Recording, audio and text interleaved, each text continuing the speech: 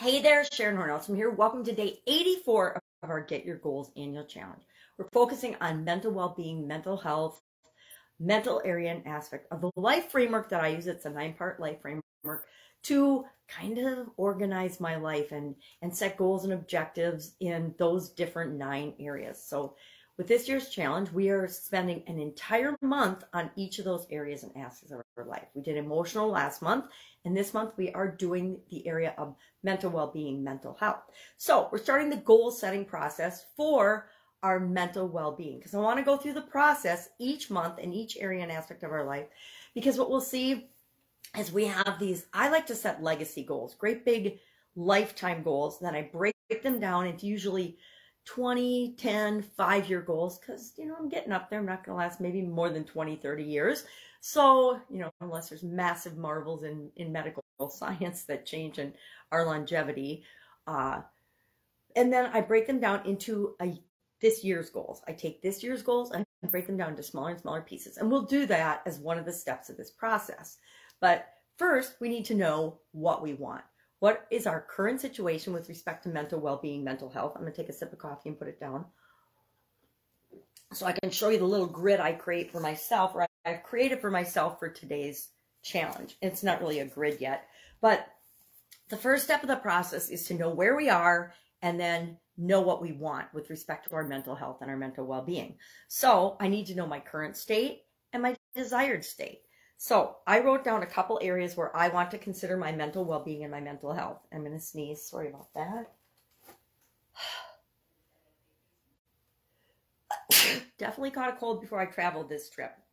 And I've got self-talk, emotional state, thoughts, beliefs, and values, and then mindfulness, self-care, and personal development. Those are areas I want to consider. What is my current situation?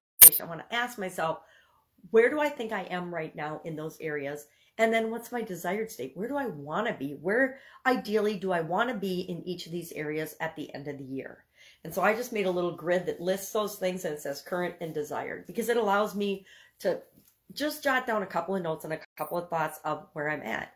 So our action item today is just to think about what is our current state of our mental well-being, our thoughts, our beliefs, our emotional state with respect to the things that we're thinking. Because our thoughts we feel something first, and then our thoughts take it away and run with it.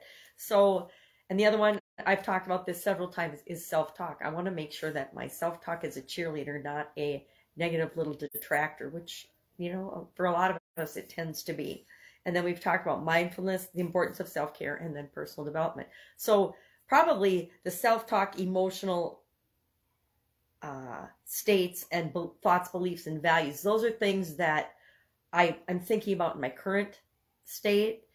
And I guess mindfulness, self-care, and I guess all of them are both current and desired. So that's what I am doing. So you can figure that out in whatever way feels right for you. But we want to know, what is your current mental well-being state, and how do you feel about it? And then what do you want it to be, so that we create that gap. Sounds like the SOAP framework, doesn't it? We create the gap in our story. What's our current story or situation? What's our desired story or situation? It's the same thing in the goal process. Why are they so similar? Because a goal is something that we want. And how to get anything we want, we can use the SOAP framework, the goal framework. The process is really the same. It's just what we call it, and what resonates best with us is the way we describe the process. So step 1 today, what's my current and what's my desired state? We have to know what that gap is, so we know what kind of goals we need to set in order to fill that gap. Any questions? Hit me up. Otherwise, I'll be with you tomorrow. Have a fantastic day.